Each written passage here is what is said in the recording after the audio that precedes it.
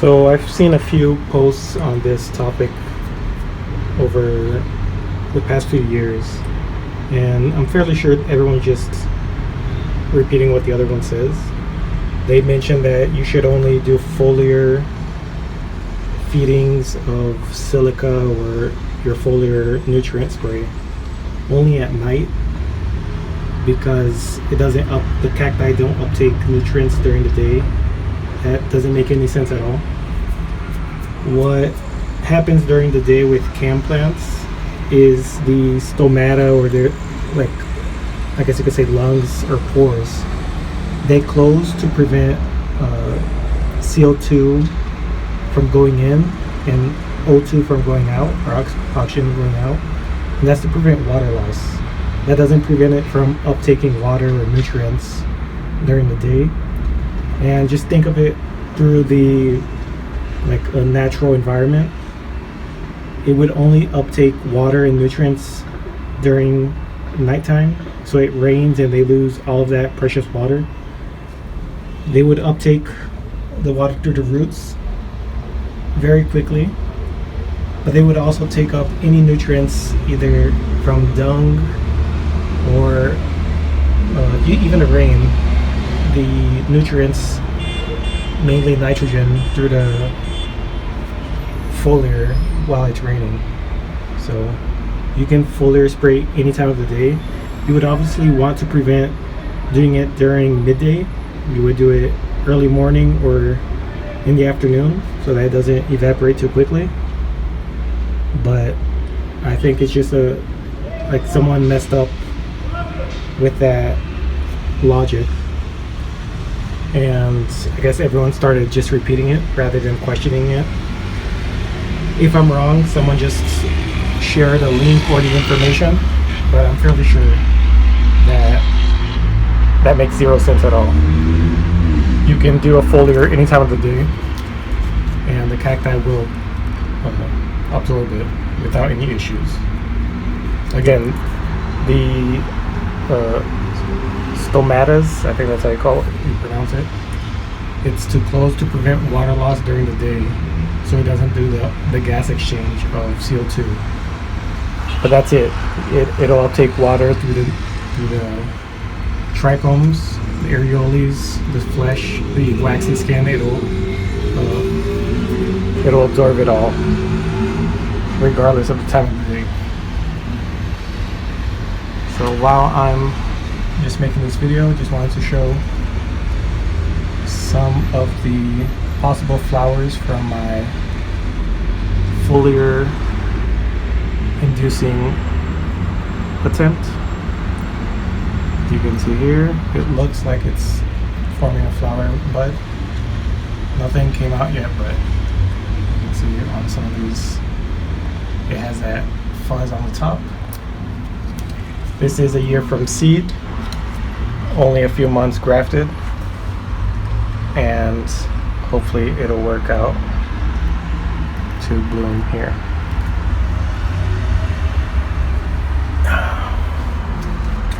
With the inducing flowering attempts, I've always applied it to all of my cacti, since I want to see if it has an effect on some and not others. And this most recent attempt is the only time it actually had an effect on Trichocereus. In the past, nothing at all occurred. And on this dragon fruit, it's fairly small. I've shared a photo. I removed some of the excess flower buds. You can see these are clearly flower buds and not pups. And I'll probably tip this so that it has a chance to flower. There's a few more here. So it induced flowers on the dragon fruit. On most of my Lophophora, it caused blooming.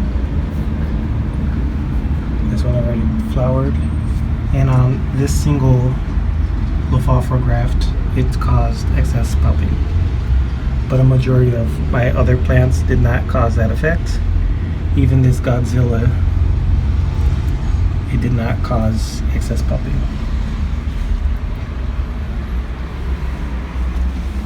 And a really nice one that hopefully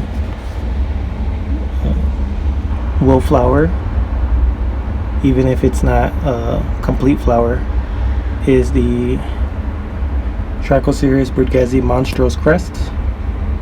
You can see here, it looks like a flower bud, very fuzzy, and there's a few around the graft. So this isn't grafted, this is on own roots, so it's likely still too small to support a full flower, but it'll be interesting if it does bloom. And on these,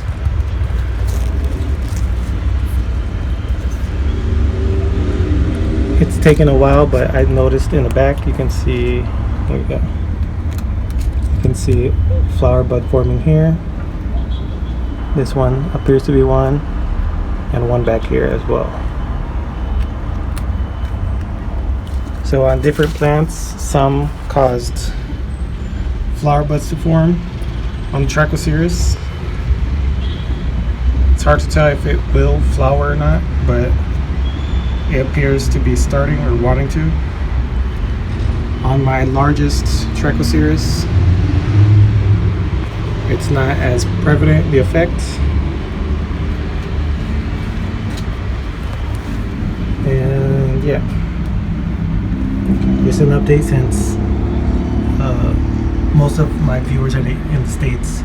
You'll likely start doing foliar feedings. Again, I may be wrong, but I think everyone's just repeating what the other one says. You can foliar any time of the day and the cactus will uptake the nutrients.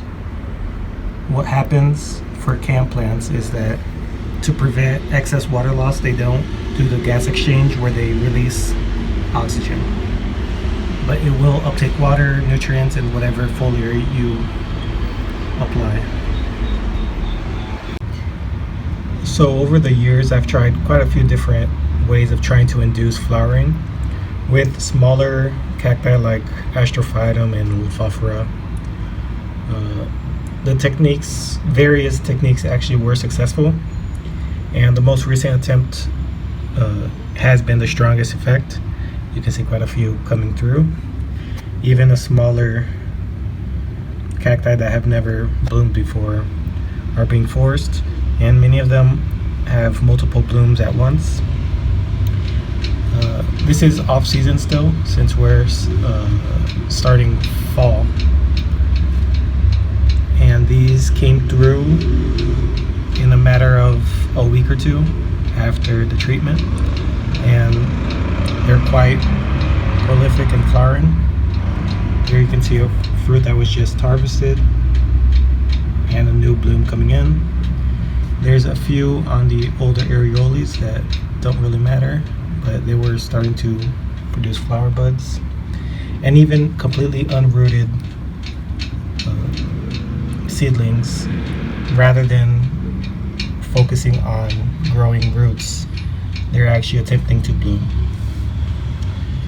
So with Astrophytum, this has been very successful. There were less effective methods that worked as well, but with this treatment in specific, I was quite hopeful with the results, since I actually got an effect on Trichocereus. With Trichocereus, generally when they are starting to bud, they form this fuzz over the areolae, but it's a brown fuzz. And recently I got a dark gray, similar to how flower buds form. With this specific areolae, it's hard to tell if it's still a flower bud or not. It could just be a pup. You can see the virginal leaf. So it may just be pupping. But regardless, I have never had an effect on Trichocereus, and again, I've tried multiple combinations, concentrations, and different compounds, and this is the only one that actually had a result, and with a fairly short time after the treatment itself. Here's some geocalcium. These two have never flowered before, and you can see they're starting to make that fuzz for flower buds. The others are flowering continuously, but they were already flowering under various different treatments and never had an issue. Here's a geocalcium mutant. It has 0 spines. It's one of these two. I'm not sure what species it is, but nothing happened with this one. And when I do my treatments, I simply apply it to my entire collection. And this tubercarpus has been flowering proficiently. There's quite a lot of flower buds, and all from the recent treatment. These mammillaria, you can see a flower bud here.